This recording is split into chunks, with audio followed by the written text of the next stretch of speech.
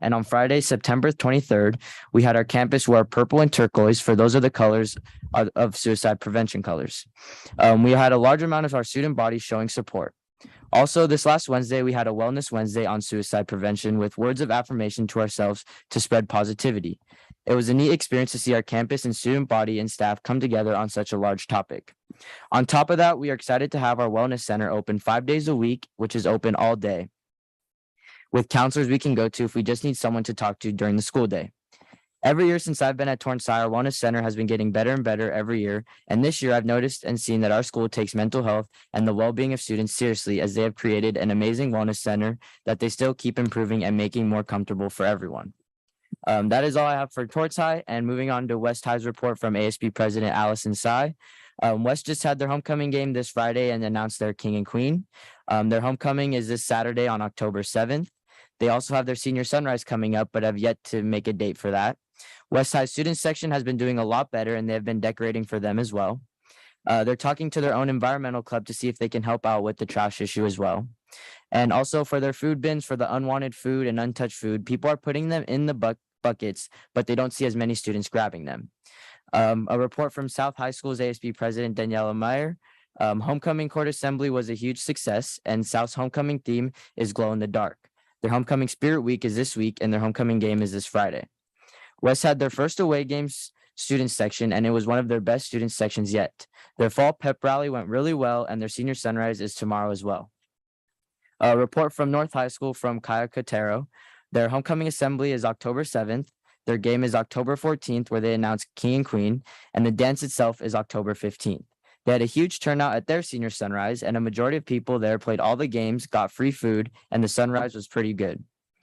Energy in student section has increased, and they have better plans for upcoming ones, and they're getting ready for their annual blood drive, and they're organizing and gathering participants right now. Moving on to a district-wide concerns, as I mentioned last meeting on the topic of trash, all 4 schools have been thinking about ways to improve or counter this issue. And from West High, like I mentioned, they're implementing boxes students are putting unwanted, untouched food into, and that has been working in the sense that students are putting their unwanted food in there, but they don't see as many students grabbing them, so they're thinking of ways to publicize that. With South and North, they have clubs adding more trash cans, and they see an improvement, but they're still trying to come up with more ideas to stop the issue as a whole. And for Torrance High with this issue, we have our weekly Tidy Up Tuesday that we just started last week, where students pick up trash on late start Tuesdays before school for an hour of volunteering. And we also are coming up with a spirit game to incentivize throwing away trash. But other than that, that's all I have for the high school report. Thank you. Thank you, Mr. Kakuno. Any questions, comments from the board? So in addition to publicizing it more and sort of making it seem like more of an activity to be able to get the food, have you guys also considered being able to reach out to the community to see if there's a need for the food that you guys have so it doesn't get wasted? Or yeah, so at the student congress meeting, we have mentioned that we do have these boxes. So I think Torrance has also added these boxes as well in our cafeterias. So I think now we're just waiting to see if they're actually going to go into effect after our student congress meeting to see if that spread the word a little bit better with that. So like beyond just students, if there are other community-based organizations that accept food, maybe there's a way to make sure that the food, if there's not much demand on the student side, maybe it can go elsewhere. Yeah, we haven't looked into that, but that is definitely an idea I can bring up to some of our clubs around campus as well. So thank you. Ms. Park, I asked a similar question at one of my school visits the other day, and Nutrition Services does coordinate some of those connections with community groups with additional food, because anything that isn't prepackaged, a lot of fruit, for example, apples, they can't reuse. If it's prepackaged and then no one's touched it, they can put that back into circulation. But a lot of the things they can't. So they make sure that there are connections to the community. If I remember correctly, with nutritional services, we actually donate a lot of food from our district. There's a ton of food that we actually, I don't know. We do. So that's why I want to make sure that we do partner with communities that we do. And it was a substantial amount, if I remember correctly. It is. Yeah. I don't have a number, but yes, it's a lot. Any other questions for Mr. Kakuno?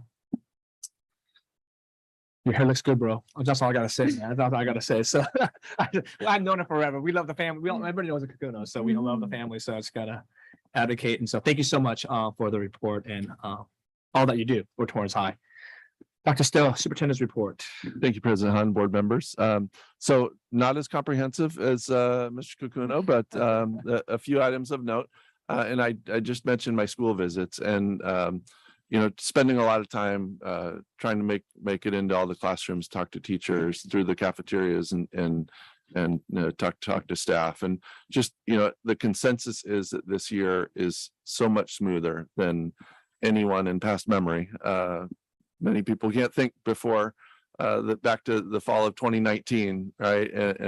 But people are just very, very thankful for being able to be back and are seeing a lot of progress, particularly around mental health and how students are engaging in classrooms and talking and teachers are reporting that they're not having to pull answers out of students that there's a lot of dialogue happening, and I'm seeing that firsthand. And so that's great. Doesn't mean we aren't still having issues around mental health. And I'm glad Brandon shared about the Torrance High Wellness Center. I think that is a model for the district in everything that they're doing there.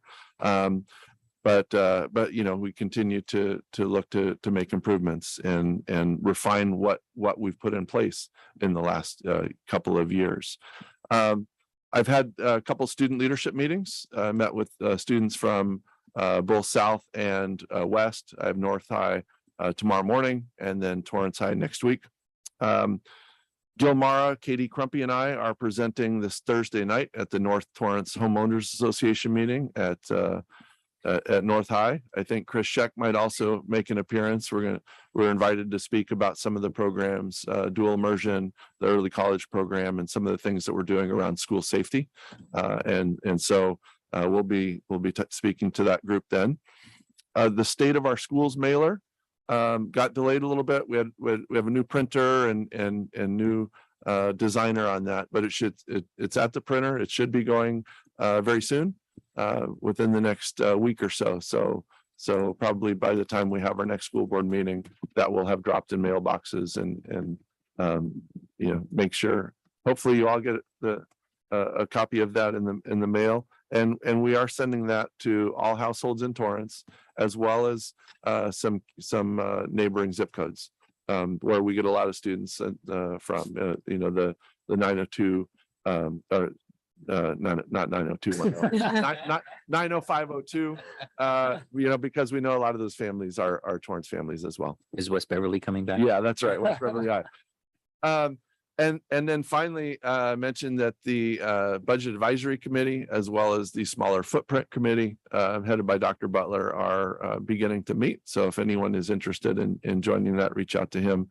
But we are very excited about both of those, in particular, the work of the Smaller Footprint Committee, because that is something that we want to make sure that we are good stewards of the resources of the planet, and that we continue to find ways to not just have better practices for the district, but how can we better educate our students and families about what they can do as well at home. So utilizing that venue for that purpose is something we're very excited about. So thank you. Thank you, Dr. Still. Any questions, Dr. Still? Anybody from the board? Quick question. It's wonderful that you will be presenting to the North Torrance Homeowners Association this Thursday. Do you know if it's going to be broadcast? I have no idea.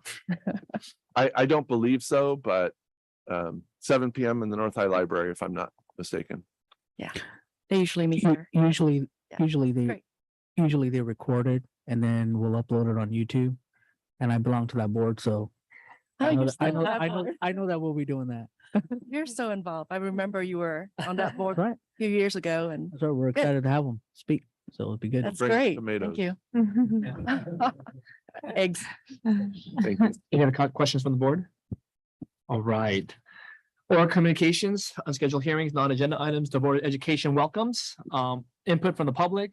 Speakers wishing to address the board on non-agenda topics have completed the appropriate submission form on the district website or in-person speaker card. Time allotted for public comments on non-agenda item is limited to 3 minutes per comment. and for a total of 30 minutes. A speaker may not relinquish his or her time to another. And today, I think we have one, Priscilla Allers. I hope I said it right, from Turning Point USA. Priscilla Allers. Hi, I'm Priscilla Allers, and I work for a nonprofit charity organization called Turning Point USA. I have lived in LA County my whole life, and I'm appalled to see what is being taught in our schools today. Turning Point USA's mission is to identify, educate, train, and organize students to promote the principles of fiscal responsibility, freedom, free markets, and limited government so that they will feel empowered and not be ashamed about their beliefs, but will have a solid foundation for their values. While this is what Turning Point USA is striving to accomplish, the schools in LA County pursue to educate our children with the promotion of transgenderism and gender theory without the consent or awareness of the parents. Instead of promoting the importance of math, science, English, and history, the schools are undermining the authority of parents. When I was young in elementary school, I played t-ball and was one of 2 girls in the whole league who was playing with all the boys. I specifically got asked by my previous coaches to play on their team with all the boys because I was as good or even better than them. I am so thankful that at the time, no one told me that because I loved sports and played as good as a boy that I should question my own gender. I am proud of being a woman and being a strong woman at that. In today's day and age, there are many people who do not even know what a woman is, which truly blows my mind. I am proud of being a woman, proud of being a tomboy, but also proud of my femininity at the same time. So many young girls today are told to question their gender if they're naturally a tomboy like I am, and in doing so may experience life-altering consequences if they listen to all these educators who are telling them that if they have these tendencies, they could actually be a boy. You're making them question and test their identity and strength. Simple truths based in science need to be upheld for our society to flourish. The gross indoctrination we're seeing is creating a lifetime of medication and hormones because you can't simply pause puberty. Men cannot become women, and sex chromosomes are encoded in the fabric of our DNA. However, school districts seem to have no issue secretly teaching girls that they can be boys because they feel uncomfortable in their bodies. Parents must be a part of the education process when teaching sexuality to students. Thank you so much. One of the things that we always say is when we see young people, we do appreciate the advocacy and their willingness to speak up. So we always encourage that, I think that. So we welcome it, whether we agree on your opinions or not. We do appreciate to see young people really engaged and really kind of involved in this whole thing. Like for me, I wish I started a lot earlier, right? And so we welcome it and we are excited and we thank you for your comments. Going forward, anybody online, Mr. Mara? There are none, President Han. Right. Discussion action items. Speakers wishing to address the board on agenda topics have completed the appropriate submission form on the district website or in-person speaker card. Time allotted for public comments on agenda items is limited to 3 minutes per comment. Time allotted for each agenda item is 30 minutes per topic. A speaker may not relinquish his or her time to another. Any speaker cards? No submissions online. Thank you, Mr. Mara. So discussion on 10.2, board discussion on Socal Rock raising student fees. And so I'm going to address this issue because I am also the president of the board at Socal Rock. And we had a discussion about asking every district that's part of the JPA agreement to ask their boards whether or not they will be open to the idea of raising the fees for Socal Rock. One of the things we have to understand about Socal Rock, it is only one of 2 regional occupational centers in all of California. There's one north and one in Southern California. And so the history here of Socal Rock is immense and very diverse. One of the things that you realize is that there are so many people in our city, in the city of Torrance, that have actually taken classes from Socal Rock. To have people come back and to share their stories of how they will not be in the industry they are in today if it were not for Socal Rock itself. And so one of the beautiful things that we're able to do is, as a JPA group, is to be able to support and to guide the direction and to make sure the stability of Socal Rock itself. And it has been a blessing. 4 years ago, I didn't even know what Socal Rock was. I had to, was part of one of my adjunct duties as a school board member, and I began to fall in love with Socal Rock, especially seeing the vision and seeing the students that have come across Socal Rock. And my friends, even in the city itself, sharing stories about how awesome Socal Rock has been.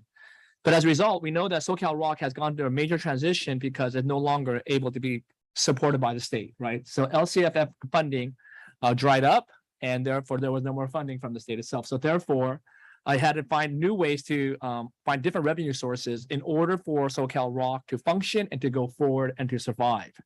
Right. And so one of the things that we did was many years ago is that every student that comes to Socal Rock will be charged a fee of $1,234 itself to support the work at Socal Rock, because that's what they believe would be necessary in order to educate or to teach that class, right? That's a cost per student at the time itself or thereof at the time itself. And so going forward, understanding that in the past 10 years since the LCFF passed, there has not been a single raise of the tuition. It's remained the same for the past 10 years, right? We know COLA has gone up. We know how cost of living has gone up. We know inflation has gone up. Yet we have not changed the fee structure for 10 years. So every expense has gone up for Socal Rock itself. And so you got to understand that some of these classes are expensive, right? For example, our automotive class is $20,000 per the class. So in order for us to be able to offer that class, we need at least 14 students at that cost of 1, 2, 3, 4 in order for us to be able to cover that class. Cosmetology is $30,000, right? And so we need 17 students to cover that cost. Right. And so because of this, right now, currently, we as Torrance Unified are the second district that sends the most kids. We have 69 kids that attend Socal Rock as of now. Now, many years ago, we did send a lot more kids. We had over like 300, right? But that was before we began to implement CTE as Torrance Unified. But at the same time, we recognize that we still send 69 kids who find value in what Socal Rock offers, right? I think Redondo Union is the only school district that's able to offer more. So recently, in our last Socal Rock board meeting, we finally gave Dr. Hilaire a raise for the first time of 5%. We have not given him a raise for this whole time, since I've been there some time beforehand as well. As a result of the cost challenges, especially with COVID, we had to make a lot of adjustments. We had to lay off a lot of people. And so therefore, it is still functioning and we're still growing. The focus now of Socal Rock is really trying to focus on adult education and to reach out to more of the adult community. But at the same time, the students is our bread and butter, right? The students is what we are turning. That's why the JPA is there. So the districts can work together to be sending their students to Socal Rock. And so the board currently has would like to be able to raise the fees for the students, right? And we don't know what those fees are going to look like. But we wanted to be able to go back to our districts so that that we would have a feel of how our districts would respond to the idea of raising the fee rather than coming with the fee itself, but just kind of get the barometer of where everybody stands on this issue, right? And I think that personally that as a JPA, we have a responsibility. And I think one of the things is that we are the largest district in this JPA. And even though we have a robust CTE program, which we do, and very good, I think that at the same time, we can't do everything either. We can't do automotive. We can't do welding, right? There are classes that our students would be interested in that I think that would be beneficial for them, like dental assistant or, a lot of other fields where the kids can find maybe their future careers, whatever it may be. And so my personal suggestion is that we allow Socal Rock's board to come up with a fee and be able to bring it back to us so that we can discuss the matter together as a board. So that's just my presentation of the idea of raising the fees for Socal Rock. Comments, questions from everybody else? Or thoughts? A number of questions, but go ahead. Anyone, yeah. And I'll try to do my best to answer the questions, by the way. And I'm going to ask Dr. Still and Dr. Butler to help me out here too. And so, just a quick question in terms of background of how Southern California Rock work with us. For our students, I believe there are 72 students. 69 now. 69 now. As of right now. It was 72 before. It was. I think it was chopped out or something. 69. Of those, what kind of classes are they taking? And also, is around 69 students like an average number for our schools? And thirdly, how does that work? Does it work as elective credits? We give them credits that goes towards graduation of high school or so? Yes. So Dr. Yeah. So you want to answer the, Yeah, so I don't know that there's a normal anymore because, during COVID, we had Yes. like 15, 16 students in their program. So, this is kind of the first year out of, that we've had this many. So, as far as the quantity of students, and yes, it's elective credit typically that they get. I don't have a specific list of all the different courses that students are taking. The ones that President Han mentioned, the automotive, the welding, cosmetology, those are some of the Popular bigger ones. programs Yeah. at Socal Rock. But I think also medical assistant, dental assistant, and yeah, something like I'm that. not sure Veteran- exactly. Yeah, veterinary. Veterinary and things like that. maybe Dr. Company have some comments on this, what our 69 students are going in right now. The automotive and welding appear to be the top two. Yeah. For sure. I don't, and there's some engine specificity around automotive as well. Those appear to be the top three. Yes. A few scatterings of Yeah, cosmetology. cosmetology would be very popular. Fashion is another popular one amongst our students, as well as the pharmacy. The newest one is getting a lot of traction is sterilization of instruments with partnership with Torrance Memorial, as well as electricians. That's going to be our biggest, but that's more for the adults. But in terms of what Dr. Crumpy shared was welding. What I remember is welding, automotive, cosmetology, as well as the pharmacy aspect of things. Yes. Thank you. Yeah, just a couple questions. I was just kind of doing a little homework on that, and I saw or ran into one of their annual reports, and in the annual report, I think at one point, and again, correct me if I'm wrong on that, we used to have about 300 to 400 per semester students, right? Mhm. And I think right now, is it 69 per semester? Yes. So what's been the trend over the past 5 years? Like, why is there a sudden drop in the number of students taking these classes when we know that, we need these professions out there and there's a need for them? So I'm kind of struggling understanding that dip. So let me just start off, maybe Dr. Crumpy and Dr. Stowe can add on to this. So one of the things that the reason why there's been a drop is because RCTE has gotten significantly good. I think that's the thing, right? And because RCTE is, so we have competitive classes that we offer, right? So some of the classes that we offer at Socal Rock can now be offered at Torrance Unified, right? And so because of it, because we can do it cheaper in-house than we can do it outsourcing to Socal Rock, that's why rather than sending them to those particular programs, right, whether it be whatever kind of classes, right, that's why you see a significant. So one of the things you see is amongst the school districts, Torrance is the biggest drop off.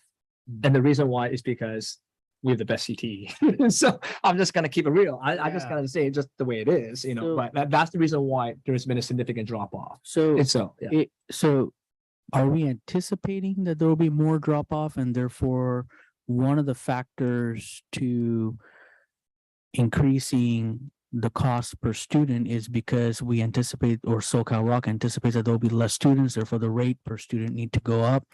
Is that the reason? And the second part to that question is, if RCTE is doing well, which I know we're doing well, and we build more on that, are we going to see more of our students just are going in this direction, or other alternatives that are available to our students that might be? It's almost like if our students get these courses alternative for cheaper somewhere else, it's almost like counterproductive to raise cost at Socal Rock, because it's going to make it more expensive for them to go Socal Rock for us. Right.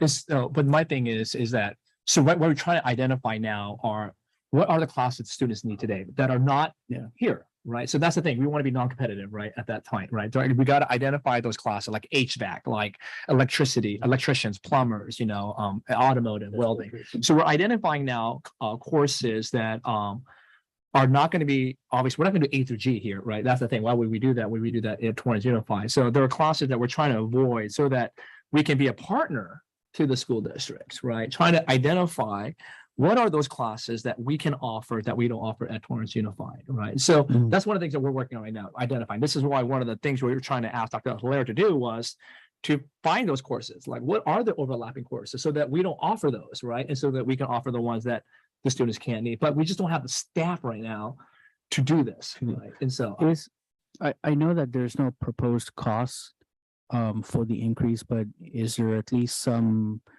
idea of what the cost is to host a class? Right. So the way the breakdown that I have is that what it costs to teach a course, right? So if it costs $20,000 to teach a course, right? If we have a lower cost, I mean, we got to find a way to get more students to come in, right? And so rather than that, it's like, because we know that the enrollment's been declining a little bit, then to have lesser students in that class, then we still can offer that class itself. So here's the thing right now is if there's a class sign up and there's not enough kids for that class, we have to close that class. We don't lose any money because we don't have to pay the instructor, but because we can't meet that minimum threshold, then we have to close that class, right? And so that's what's tough, right? That's which I think is sad because obviously we believe that these are good courses, but we just can't have enough people signing up for this. This is why one of the mandates for our board was that we go back to our districts asking for more support, more partnership with Socal Rock. And so, but that's a legitimate question, right? So that's the thing, right? We're trying to identify those classes, but classes that we have without trying to get 18 kids in those classes. Maybe we can do 15 because we raise our class $100 per kid or $150 per kid. And so, and that's one of the things that the board was saying to us is that you have 72 kids. If you even charge $100 more per kid, it'll be only $7,200. That's, they're not asking for the roof, but they feel like we have to adjust we have to raise the fee because we haven't raised it for 10 years, since we did LCFF. Yes. Yeah, I think my question is more around there's no doubt that Socal Rock has a great history here in Southern California and adds value to the community. But is it Torrance Unified School District's responsibility to ensure that Socal Rock remains sustainable? And so for me, the sequencing is a little bit off here. Of Socal Rock first needs to figure out what those courses are, see the demand from the districts before. Because there's no saying that raising the fees is going to ensure that Socal Rock is going to be financially sustainable and is going to be okay. So I think for raising fees, if your board decides to do it, then that's just what happens. But from my perspective, the sequence should be more of identify where those areas are, see what the demand is from districts, including ours, and then raise fees. And if the value is enough for the districts, then they will send students. But the order here seems a little bit off. And the other thing is if we are offering the courses through our CTE program and are also hoping to be able to expand the CTE program to better meet the needs of our students, then that seems in direct conflict with sending more students to Socal Rock, right? So if we're a competitor in terms of offering courses to the same number of students here as at Socal Rock, we're not an objective party to be able to decide that either. Right. But I think that we have to understand is we have to think with the other districts too, right? So when we Is that offer our class rights, responsibility, though? no, what I'm saying is the reason why when we talk about these classes, what I'm saying here is the classes that we offer, right? Of course, that's why if we have a kid that's going to have a class that we already offer, we're not going to encourage them to go to Socal Rock, right? But at the same time, that class may be needed for Manhattan Unified, El Segundo Unified. They need those classes for those kids because they don't have it. Understand our CTE program compared to El Segundo's, compared to Manhattan Beach, compared to PV, is not nearly what they have. They don't have a CTE program like we have, right? So they don't have the breadth of classes that we offer. So that's why we have to offer those classes. But at the same time, we have to identify those classes that we can send our students, right? So I would say majority of the 69 kids that are going to Socal Rock don't have those classes here. You see what I'm saying? Yeah, I yeah, do understand that, but I also think when we're talking about other school districts, and I don't see making sure that Socal Rock is able to offer certain courses to other school district students as part of our mandate as Torrance Unified School District, right?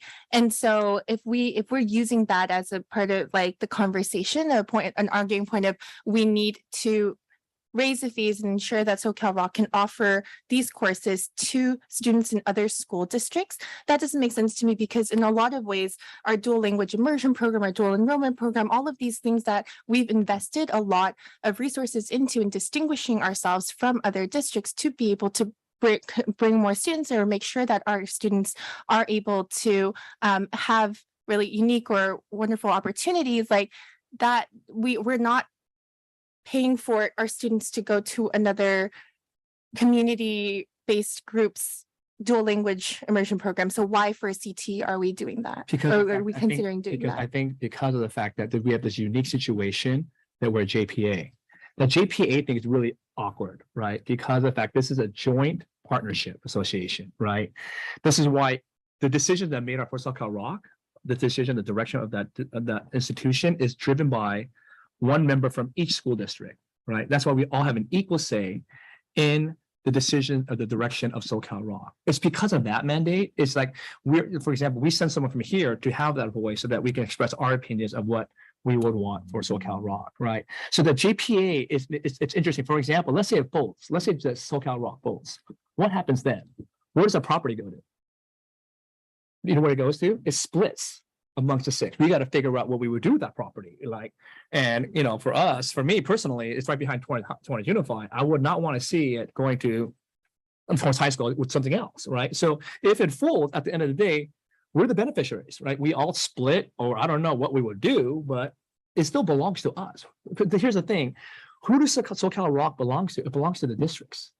That's the thing, right? It belongs to the districts, right? So that if it folds, all the assets somehow go back to the district. So I think that's why we do have a responsibility together, cooperatively, to figure out how can we maximize and sustain this institution to the best that we can. So, and here's the thing: the students that get, who are going to come, those 72 kids, 69 kids, they're going to benefit from whatever classes that we're going to offer because we don't offer it here, right? Those 69 kids, right? And so obviously, those 69 kids are going to be the one paying the cost because they're taking a class itself, right? And so, that's why when we look at our students right now, I would say that's the responsibility that I feel like we have. Of course, that's not a mandate from Torrance Unified. I'm not saying that at all, but as a JPA, because we're a member of this JPA, that we need to figure out how can we corporately work together in order for us to make sure the success of Socal Rock. That's why it's hard. Yeah.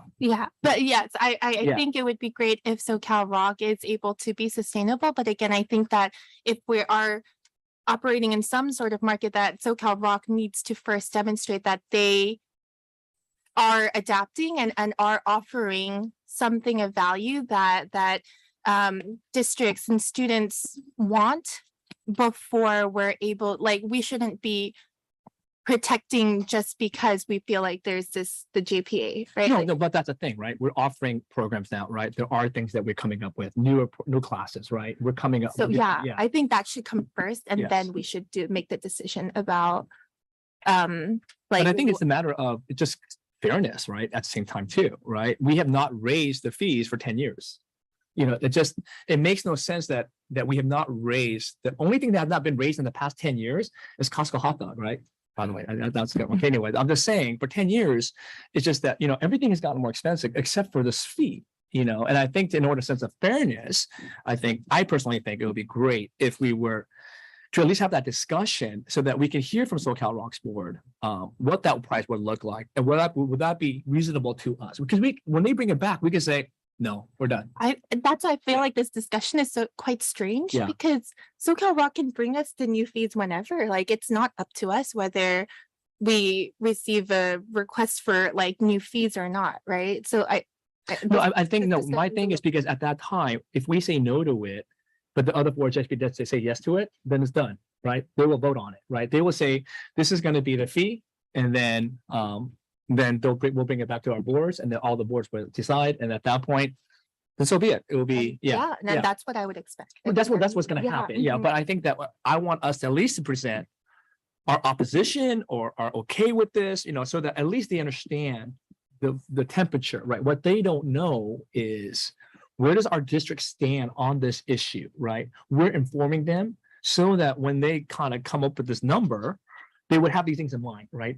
Torrance Unify is really like, so rather than raising it 30% or 25, they might just do 10, right? Because we're trying to make it as easy as possible. We've got to raise it, but Torrance is not feeling about it. So therefore, it might affect the way how much, or maybe not do it at all. I don't know what they're going to say. Well, at this I point, would yeah. hope that the fee increase decision would be based on like what is fiscally needed for Socal Rock and less informed just by what the temperature of individual board members on how they feel about Socal Rock, right? But again, it's like I said before, it's when you ask for the cost per student, it's hard to determine that, right? Because you got to figure out what is the cost per class, right? So it's 30,000, right? We know what the cost per class is, right? And so the question that becomes is we need a certain amount of students in order for us to be able to cover that cost, right? So, can we get 18 students to help cover that cost? Or is it more possible for us to get 15? Right. So that's why for us, we feel like that's why it's hard to say, is it 1, 2, 3, 4? Is it 1250? Because we know what that cost is, right? We know what the class costs, but it's hard for us because here's the thing is that these classes too are also offered to adults, and the adult prices are a lot higher than what we charge, a lot higher. So we would charge maybe the same class as to an adult person, like 1,800, rather than we charge 1, 2, 3, 4.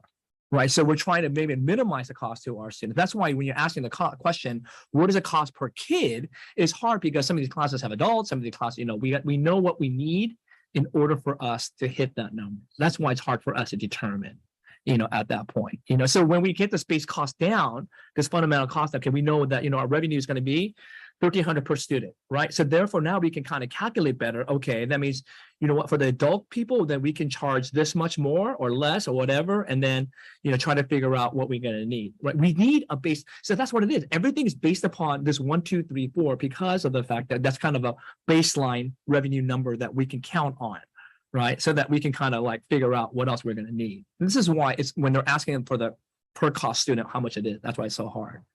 So, but I hear what you're saying. I do understand what you're saying about it's kind of backwards. Yeah. Dr. Gerson. I know you're waiting for me. I know you're waiting for you. So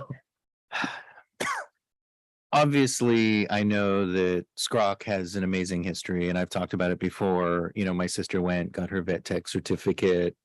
It was amazing, and it was a very important part of our community. And what I hear Ms. Park talking about, and what I hear Dr. Muhammad talking about is demand, talking about do they have a product that isn't being supplied by us? Is there a product worthy of the demand and worthy of the fee that we pay now? And so I have to go back. I went and rewatched the board meeting.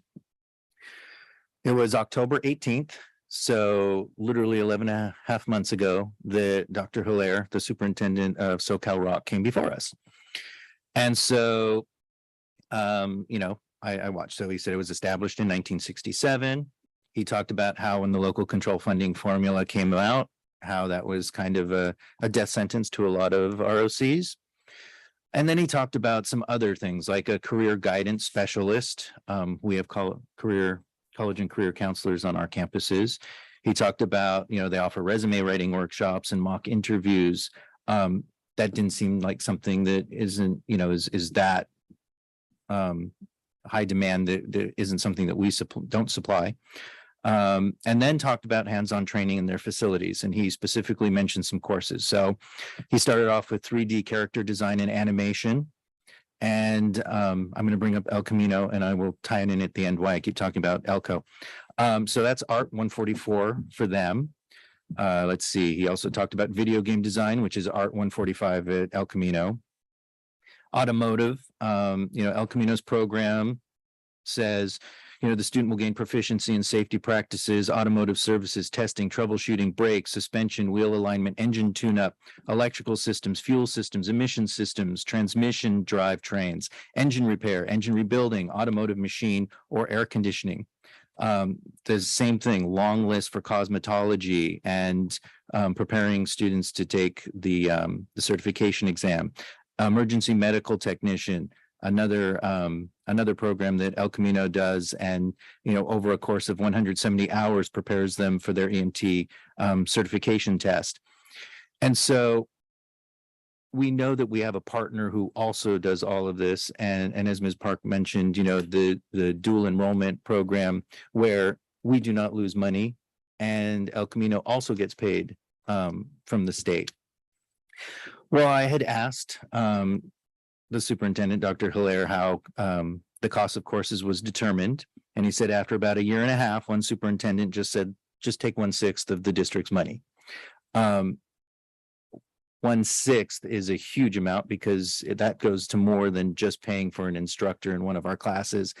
It goes towards so much more that Torrance Unified supplies, which I did talk about at that meeting.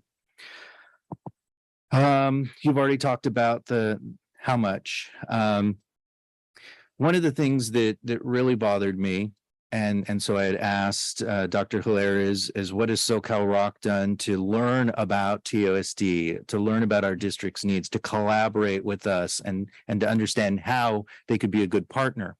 And so I have to turn to either Dr. Stowe or Dr. Crumpy and ask you, and I already know the answer, but how many times has Dr. Hilaire or Socal Rock met with your staff to discuss courses, offerings, and TUSD's needs?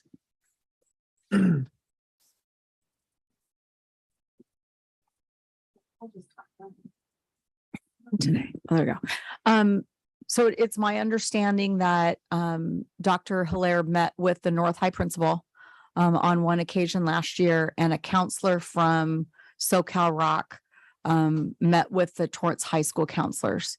I believe from that October meeting, in that collaboration with trying to come up with something different from our offerings and El Camino's dual enrollment, partnership offerings, we were waiting for Dr. Hilaire's plan on next steps. And then our principals were readying for the, when we hear from him, for those next steps and meetings. So in the last 11.5 months, one. But let me clarify that. So I want to. I think you asked a question, right? So can I answer that question? Because she's not the only one who has met with Dr. Hilaire. Kara Heinrich met Dr. Hilaire about a couple months ago, right? So there have been other outreaches, right? So I'm not sure if everyone on the cabinet is aware of this. I can double check and confirm Yes. and get back with you, but my understanding is that meeting didn't occur, that Dr. Heinrich is waiting for Dr. Hilaire with the presentation that he was working on to come and meet with her. But I can double check and please do. confirm. Okay.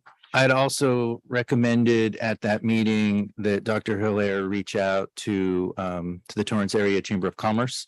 I talked about their young business group and hype, and the amazing ideas. Like they are just, talk about innovation. They are a wonderful group to meet with and just get those juices flowing.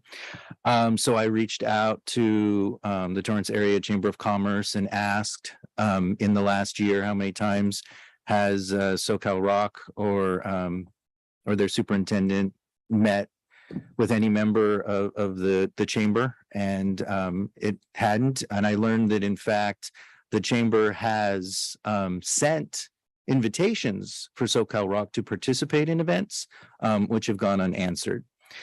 And so the reason why I keep talking about that is because I know, Assemblymember Muratsuchi did a great deed around the time of LCFF and gave Socal Rock a significant amount of money to be able to reinvent itself, to become innovative, and to make itself useful. I had hoped that my questions a year ago would help generate something to get more collaboration. So for a very long time. You have Torrance Unified, you have El Camino College, you have the Torrance Area Chamber of Commerce, you have our business community. We are constantly collaborating and innovating and working together for the benefit of the students of Torrance. And I see Socal Rock with, even in the last year and the decade prior, in isolation. Even as they're sitting around right now discussing with themselves, oh, what courses do we think are going to be useful or people going to need, rather than actually coming and collaborating with the community. I think that Socal Rock has painted itself into a corner. It's making it's already made itself, if not completely, partially obsolete. I cannot overstate the value of collaboration with so many community members. I remember when we started the Educators in the Workforce program, which was Dr. Stowe's brainchild, and got to participate with that, and just what came out of that and what continues to come out of us working as a Torrance community. And so until I see Socal Rock change its direction, to see its superintendent change his direction and actually engage with the community as a whole and all of us together to really find out if there is a path for them to be, once again, what SCROC was in the past, to be truly an invaluable member of the community. At this point, not only do I not approve the raising of fees, I go back to what you were talking about, is perhaps the assets are worth more than the services offered. So at this time, I do not see the amazing value in Socal Rock that I saw in SCROC all those years ago. So that's kind of where my position is today. Thank you. So just to add to that comment, those comments, number one is that Socal Rock is moving forward, right? So one of the big partnerships that we have now is with West Cal Academy. That's our biggest proposition right now. So West Cal Academy is partnering with us, with the LA County Probation's office, with with Supervisor Han's office, is because West Cal Academy will be now kind of like the youth development force for the probationary office. So the way that this is going to work is that we are sending our instructors now, for example, to a detention center to educate and to train or to provide classes for these students, so that when they do become 18, they can come back to Socal Rock and finish those courses that they take in prison. They can come back and they can take those courses. So for example, a couple of weeks ago, I was able to go to a field trip at Socal Rock with that very first class. We had 8 probation officers, 8 students, and we sat in a class of CPR. And it was a remarkable sight because of the fact that these kids, for whatever reason, maybe because of whatever life experience they've gone through, have a chance for life. And so now we are partnering with West Cal Academy to be able to be that kind of educational source for these students. So the funding will come now, not from the state as much, it will come through the county. So we have a long-term plan regarding with these students here in the probationary service. So Supervisor Han's office came to Socal Rock. We have Attorney Rob Bonta coming down to Socal Rock because of the fact that they're all looking at this paradigm now, another avenue perhaps where we can now offer services to these students in prisons or detention centers, so that when they become 18, they will have a pathway perhaps to a vocation, whether it's plumbing, whether electrician, whatever it may be. We've become now an electrician, our electrician department, which is very new, about a year or 2 years old, has been thriving and growing. We are trying to, again, increase our adult enrollment right now. So things are moving forward. And so I think that's where we feel like is the direction of where Socal Rock's going to go, is going to be with this partnership, as well as the adult school, right? So that's why you see our adult enrollment increasing, right? It's just increased a lot than what it was before, because of the fact that to say that we're not being, coming up with ideas and trying to move forward, we are. I think that's an unfair statement because obviously, if you saw what we did with West Cal Academy, if you're seeing what we did with our adult enrollment, to see our new programs, I think we are moving forward, right? To say regarding the whole idea of partnership, right? And you have to understand here too, at the same time, we had to cut a lot of our staff out in the last 2 years, right? So when you're asking like, how many times have they come? How many times have they done anything? It's now us as a work, so we're almost acting like a working board, right? I'm the one going asking, and I've asked if we can have monthly lunches with our counseling staff at Torrance High School, but they said no. Right. So so to say that we've not come up with ideas, that's unfair, because there are things that I've asked if we can do, but then the response has been no. So to be fair, we have asked. I think to say, hey, what, can we do this? Can we do that? The answers have been no. And so I think it's unfair when you say, because we just haven't pushed it. And so I think that has to be understood as well, right? And so my thing is that we just don't have the staff right now, right? We just let go of our assistant superintendent recently, right? And then we lost another person recently. So we are really down to the bare bones, right? Mr. So, Hahn, yeah. I hear you saying we a lot, but you're talking about Socal Rock. Yes. Your we right now is you are the president of this board. Yeah. So I want to hear more we about the benefits to Torrance Unified and the protection of Torrance Unified. I think the benefits that we have 72 kids, that we have 72 kids that are there. We have 72 kids that are there. Well, 69, right? We used to have 333. Right. To say that we don't offer value, I think is unfair. I think for the 72 kids that are taking 69 kids that are taking classes there is value, because we don't offer those classes here. Right. And so that's my point. When I say we, you're right. I represent Torrance Unified, but at the same time, Torrance Unified had asked me to have this adjunct duty where I'm the president of the Socal Rock board. So I'm trying to relay both sides, where I have come to people in our district asking if we can do certain things. And the answer was no. So for you to say that, have you kind of addressed the board? That's an unfair statement, because you don't know the approaches that we've had. I could share with you, but I don't want to do this publicly in that way. Right. So I have come and asked, can we do certain things? Right. And the answer was no. And so my thing is, I would appreciate, right, is that there will be a little bit more collaboration on both sides. That's what I'm saying. So understand, I sit on the board of these two organizations, right? I serve as president of both of these organizations, right? And the funny thing is, as I serve as president of both these organizations, it's amazing to see how little collaboration there is, to be honest, right? See, that's my frustration, right? And so I'm trying to bring these two organizations to work collaboratively, if we can, right? I'm not saying that, of course, we're trying to find classes that are not going to conflict with Torrance Unified. That's a given, right? Why would I do that? Why would we spend money and pay more for something we already offer? But my thing is, we are offering classes that I believe that are beneficial for the 69 students, right? And maybe it can increase if there was more awareness of what Socal Rock offers, right? That's a challenge in our schools, right? That's a big challenge, and I'm not going to sit there and say sit all the counselors saying, hey, but what I can tell the counselors are, hey, you know what, this is what Socal Rock offers, that's all we're asking here. And so my thing is, again, past 10 years, we have not increased the fees, right? And I think that we do have value, because we do send 69 students to Socal Rock, right?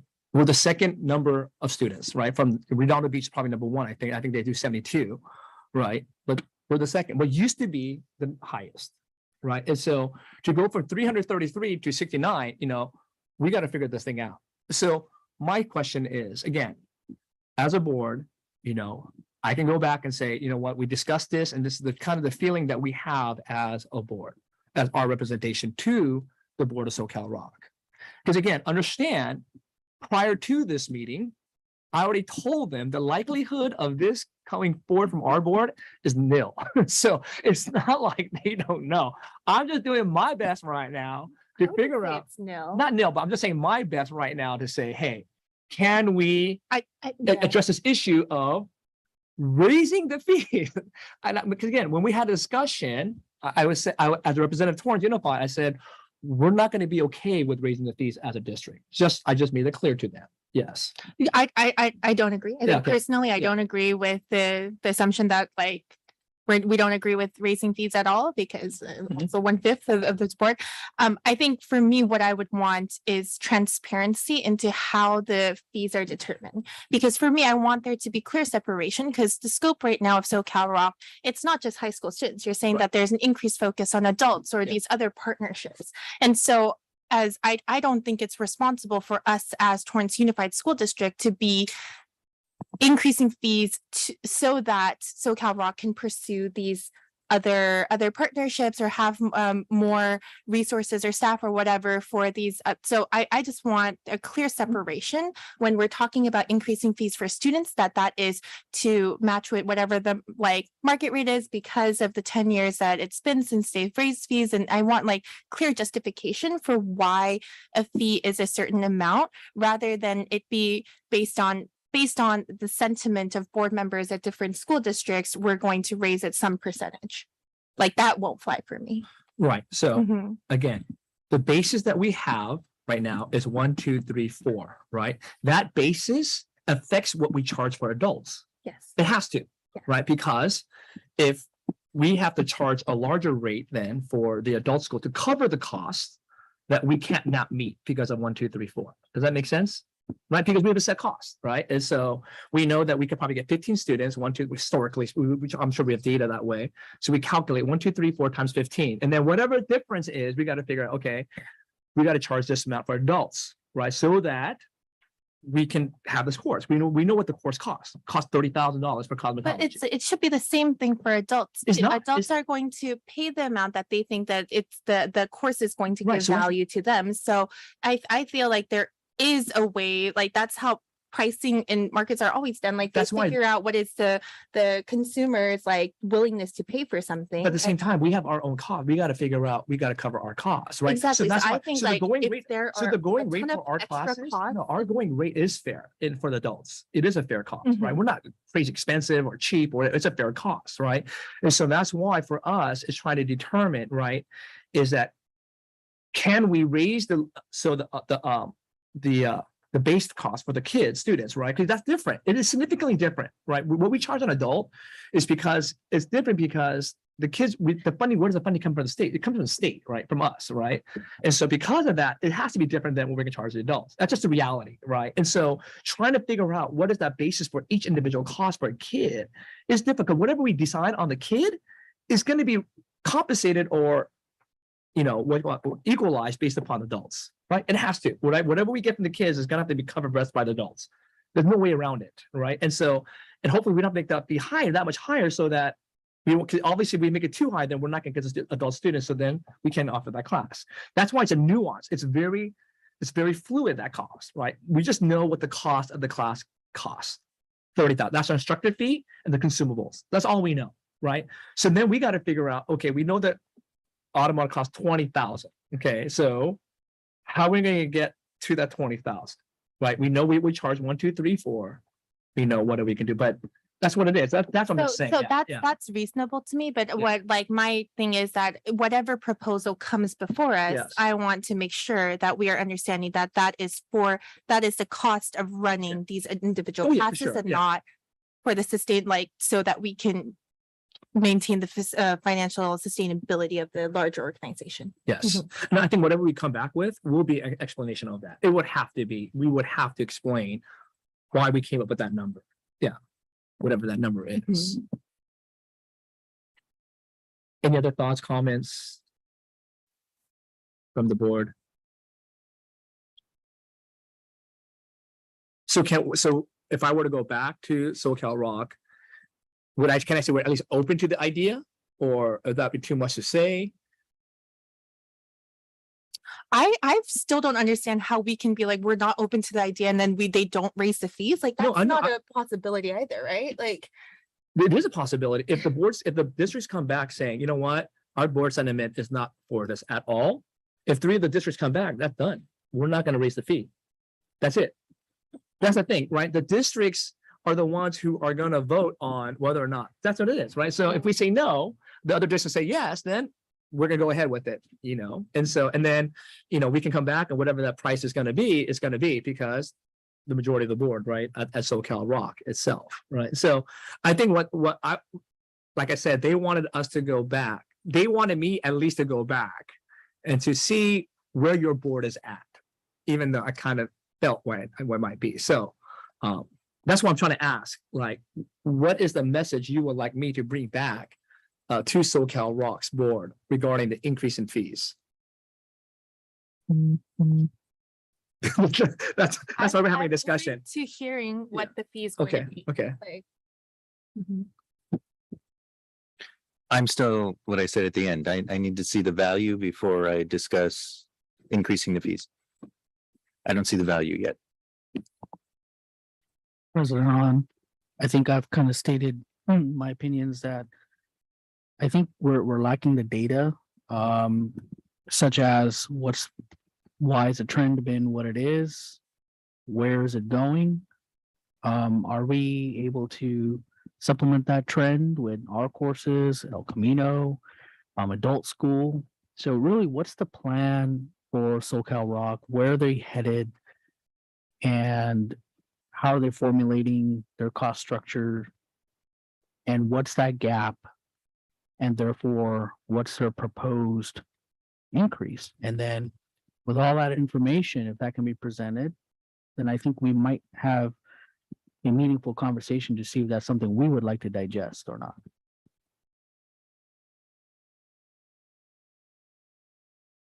I think currently everything seems so vague right now. We don't have enough information on this. So I think we should wait and see what's coming before we make a decision to approve or not approve anything.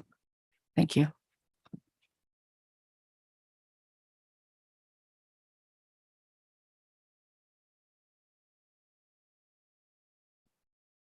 Okay. Any other comments, thoughts? All right, thank you for the discussion. Moving forward, and again, again, just going forward, I really want to express that that we figure a way also as a board how we can collaborate better with Socal Rock, and so it's just this institution is to me an asset to our community, and we do have a voice and a seat on the board of Socal Rock, and I think that we should be able to utilize that to the best of our ability for the best interest of Torrance Unified, as well as for the for Socal Rock itself. Moving on to consent items. Does anybody want to pull anything, or can we get a motion to approve the consent items? 15.8. 15.8. Anyone else? 15.9. 15.9. 15.2. 2. Anyone else? Oh, nothing, Dr. Mohammed? Mine was 15.8. It's already. Okay. All right, so can we get a motion to approve consent items except all consent items except for 15.2, 15.8, and 15.9? So moved. Got a first and a Second. second? Got a first and second. All those in favor say aye. Aye. All right, motion approved. So 15.2. I forgot who said 15. I did. Okay. As 15.2 is approval for Katie Klumpy and Katie Schinkelberg to attend the National Association of Young Children Annual Conference in Washington, D.C. Dr. Klumpy, thank you in advance for attending this conference.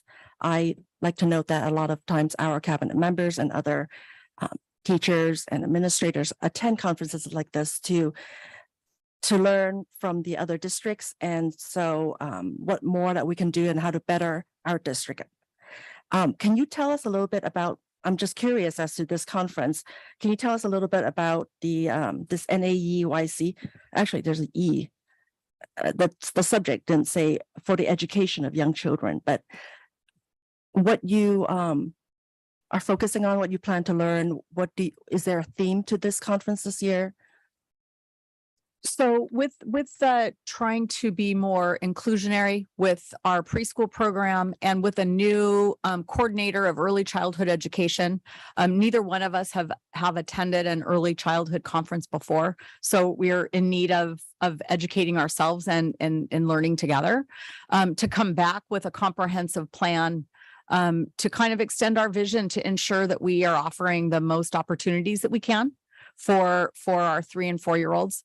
As we move from a Tykes preschool and a launch preschool, looking into a possible, fee-based preschool so that we can offer as much early childhood education and assistance for our families as possible. So thematically, because of for us, there are new guidelines within California that are maybe new in California for ensuring that our preschool programs have full inclusion of our special eds and our highest need students in those classes.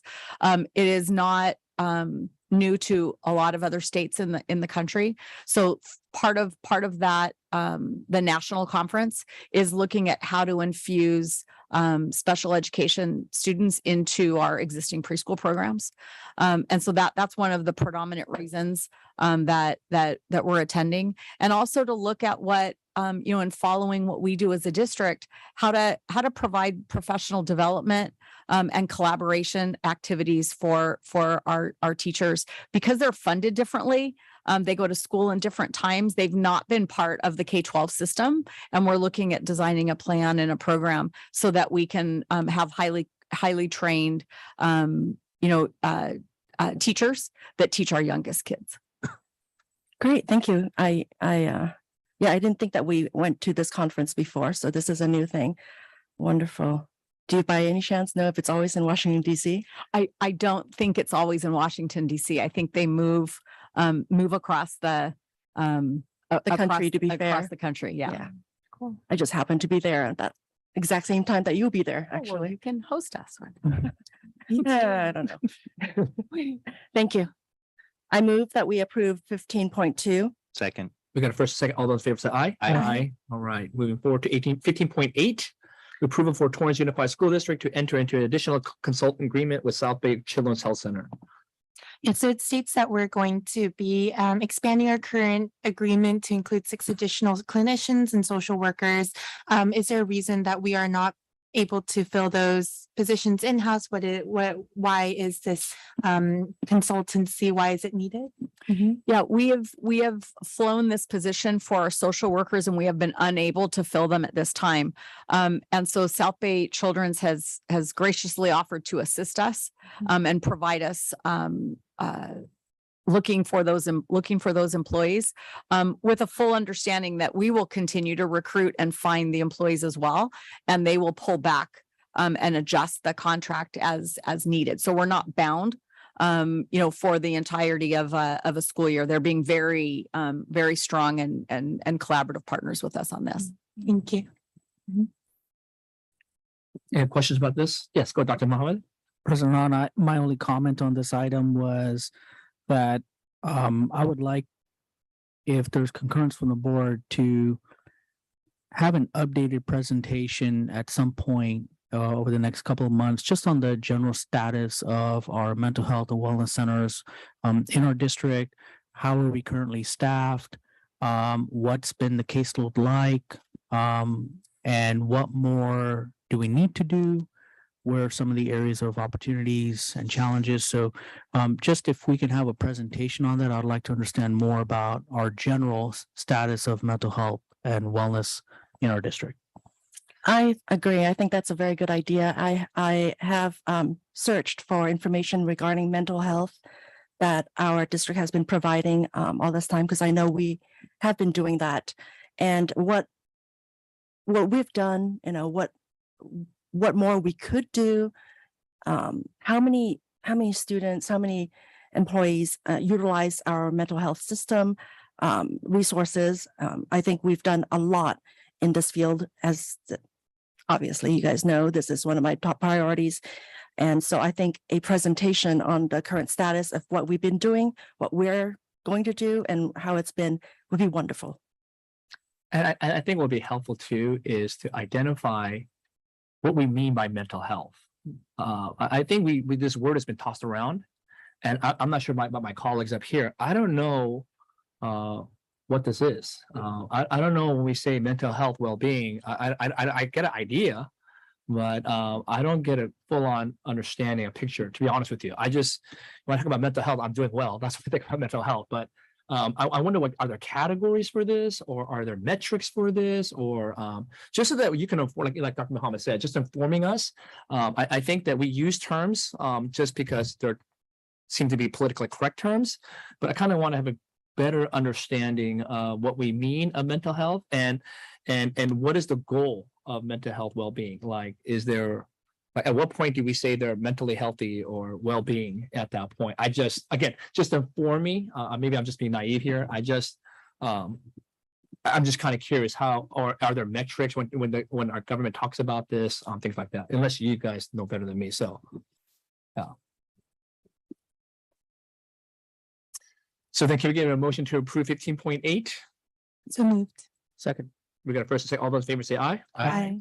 15.9, approval for Torrance Unified School District to enter into an agreement with Hazard Young, Atia and Associates to provide consulting services. Mrs. Park. No, me. Oh, Mr. No, Gross. this Sorry. is the thing I always get excited about every time I see it on the agenda and can never get enough information from Dr. Crumpy. I'm excited that I remember when I went into your office and asked about 2-language dual immersion, and you planned it during a pandemic, and started it during a pandemic, which is just so amazing. And so happy that we have 2 programs underway, and that this isn't just about increasing the success of programs we have, but also working on adding additional languages. And I'm very excited and just can't express how happy I am about this, and that I hope to continue to get updates from you on how Hazard Young and Atia are assisting in making this happen as we expand our program. So keep it up. Good job. Thank you. I ask that we approve 15.9. Can we get a second? Second. All those in favor say aye. Aye. Motion approved. All right, going forward. Comments from members of the Board of Education. So obviously Socal Rock, we've discussed it enough, so I don't think I have to give you any more presentation on that. CSBA delegate report, Dr. Gerson. All right, I have a little bit of stuff for you this time. So I don't know if everybody noticed, but on Saturday, hackers released some sensitive student information, including social security numbers in the dark web from LA Unified, not Torrance Unified students. But I know that our Chief Technology Officer, Mr. Mara, is always talking about protecting us, is constantly looking at new systems, constantly bringing stuff before us and trying to stay ahead of those that would do us harm. And I just want to thank you, because I know that is a constant worry for you, and appreciate it. And we all need to protect ourselves, make sure that we're that we're staying safe, letting Mr. Mara know if we see anything, prevent and reporting anything that looks fishy, with a PH there for you. In a nationally representative federal survey released, 60% of principals surveyed said that they're struggling to fill non-teaching positions, while 48% reported hiring teachers has been a challenge. For both teaching and non-teaching openings, more than 6 in 10 school leaders said their biggest challenge has been finding enough candidates to apply, much less fully qualified ones. Nearly half of school nurses say they have felt bullied, threatened, or harassed since the beginning of the pandemic. Those are among the preliminary findings of a survey of 8,000 school nurses, representing all 50 states, tribal nations, U.S. territories, and the District of Columbia. And that was put out by the U.S. Centers for Disease Control and Prevention in association with the National Association of School Nurses and the National Association of State School Nurses. AB 2584 was signed by Governor Newsom. The bill's author was Assembly Member Mark Berman of Menlo Park, and he says, while recalls can be an important tool to hold elected officials accountable, the bar is so low to initiate a recall that it has been weaponized against elected officials at all levels of government, but especially school board members. Thanks to the governor's signature, AB 2584 will ensure that the process to initiate a recall is rigorous enough to demonstrate that it is a serious effort, that voters are provided accurate and truthful information, and that we won't waste limited public resources and funds intended for students. And then there was Senate Bill 1061, which was also signed by Governor Newsom. That bill's author was Senator John Laird of Santa Cruz, who says, now that the governor has signed 1061 into law, districts can streamline and reduce the cost of the elections when they occur. In fact, provisions in SB 1061, as seen in a 2022 Middletown School District special election, can help reduce costs by as much as 50%. That's real financial relief, especially for smaller school districts that are more severely impacted by any unexpected hit to their budget. Governor Newsom also signed Senate Bill 490, which will impose ongoing cost increases of up to 25% annually for school nutrition spending at the state's TK through 12 school districts, county offices of education, community colleges, and four-year universities. This law is a tariff on foreign food products, and everyone's hoping that the governor will make sure to include those increased costs in the next state budget. Senate Bill 70, which was Rubio of Baldwin Park, would have made kindergarten mandatory beginning in the 2024-25 school year by requiring all students to have completed 1 year of kindergarten before starting first grade. That was vetoed by the governor. Assembly Bill 1973, McCarthy of Sacramento, was also vetoed. That would have required school districts to provide one full day kindergarten class beginning in 27-28 for schools with an unduplicated pupil percentage of 50% or more, and beginning in 29-30 for all other schools. The veto message for both bills included a warning that, quote, with our state facing lower than expected revenues over the first few months of this fiscal year, it is important to remain disciplined when it comes to spending, particularly spending that is ongoing. And CSBA also noted that the governor has included this language in rejecting a number of bills not funded by this year's budget, not just legislation addressing public education. So that's a little update from CSBA. Thank you, Dr. Stern. So glad you're doing this. You're the most thorough guy I know, so that's why I appreciate it. So it's good. Any other comments from the board? We'll talk with Dr. Muhammad.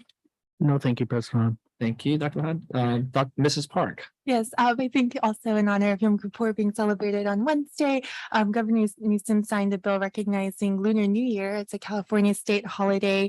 And I thought that was just very cool to see. And I think one of my favorite parts of being outside of Torrance or outside of the US has been being able to share my cultural heritage, taking friends out for chuseok to Korean restaurants and things like that. And so I really appreciate how our district is so diverse and there are so many opportunities for students, for teachers, for parents to be able to celebrate their heritage. So in addition to it being Hispanic Heritage Month. Thank you, Mrs. Park. Mrs. Liu. Yes, thank you, President Han. I'd like to point out that under the general functions agenda, consent agenda items, today we passed a resolution to support the California Clean Air Day,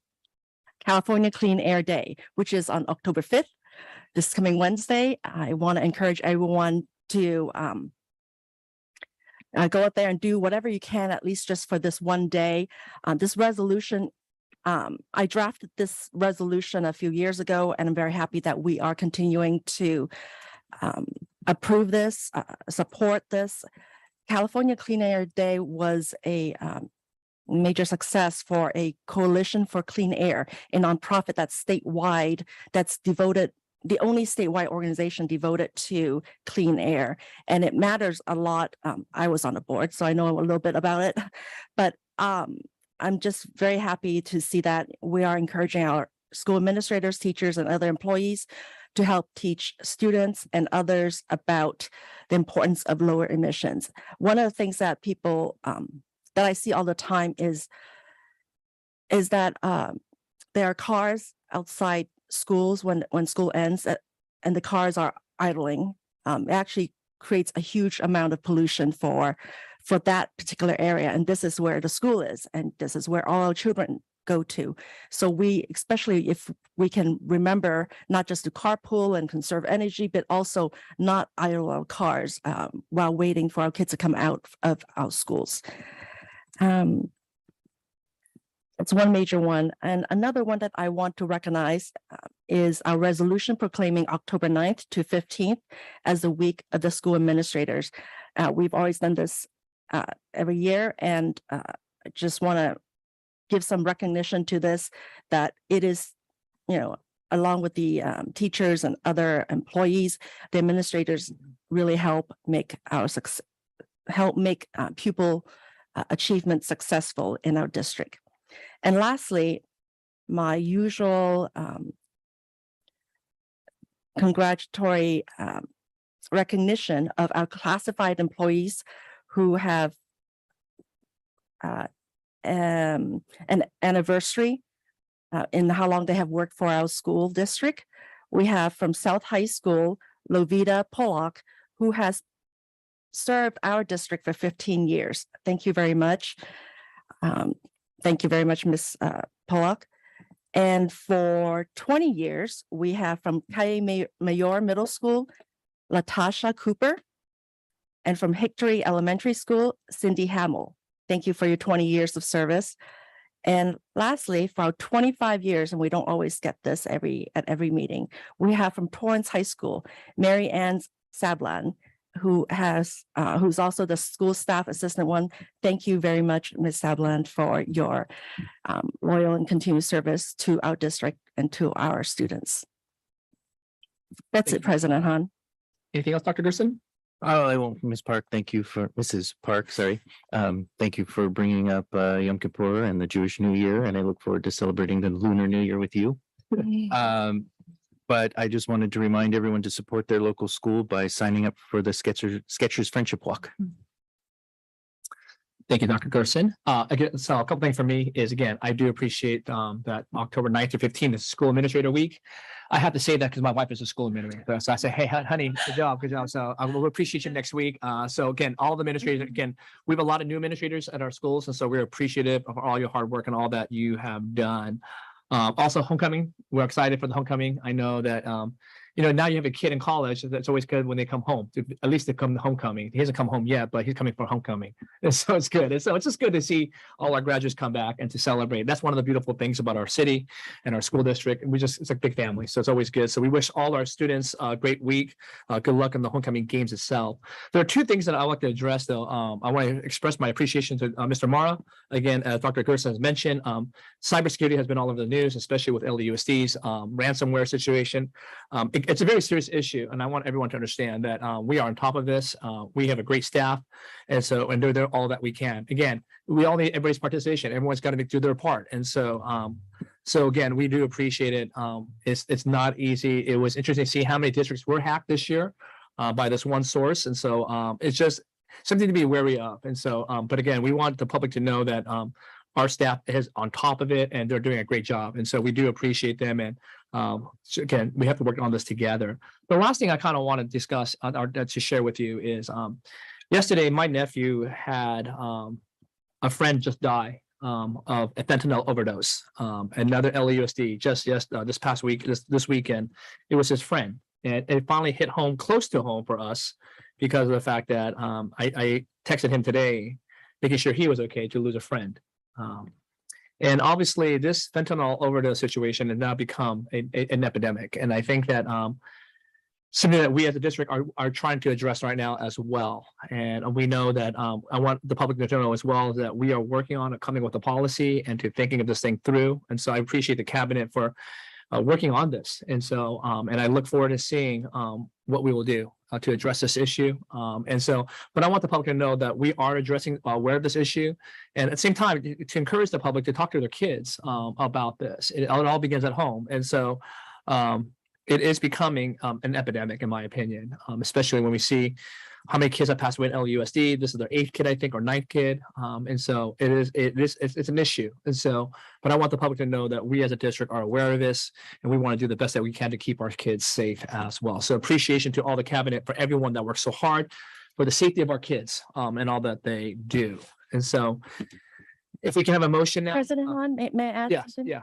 Yeah, I just want to say that it's on the fentanyl issue. I'm very sorry to hear the loss of your son's friend. And if the son of a friend of mine, he had also recently passed away from a fentanyl overdose. That I think a lot of people don't know. what a lot of people don't know is that obviously it's not regulated as it is illegal, but a lot of different medications out there, such as those for ADHD or so, could be laced with fentanyl and an unknown amount, an uncontrolled amount of fentanyl, and thus having the student overdose and die. My friends, the son of my friend, he is not a recreational drug user. He's actually a very good student at medical school. And his friend offered him, it's one of those ADHD Adderall or something like that, that would help him study for the final the next day. And it was completely, he had no idea that this medication, this one pill, did not come from a pharmacy, a legitimate pharmacy, but rather came from drug dealers who did put too much fentanyl there. And I just want students and parents out there to know that if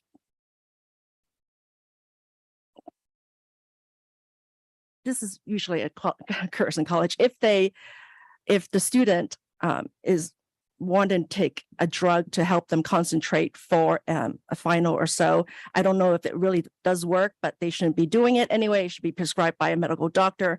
But just in case that they do, they want to make sure it came from a legitimate pharmacy. I attended a narcotics prevention unit under the United Nations in Vienna recently on this. I attended, participated, talked about the story that I know about, and it is very scary. A lot of our students, our kids, we all think our kids are good kids, yes, but they just might not know that where not something is laced with fentanyl. So I just want to put that out there just in case any parent or students is thinking of using some supposedly study helping medication. Thank you. Thank you, Mrs. Liu. Can we have a motion to adjourn in memory of retired teacher Dolores Thrope? So moved. Second. All those in favor say aye. Aye.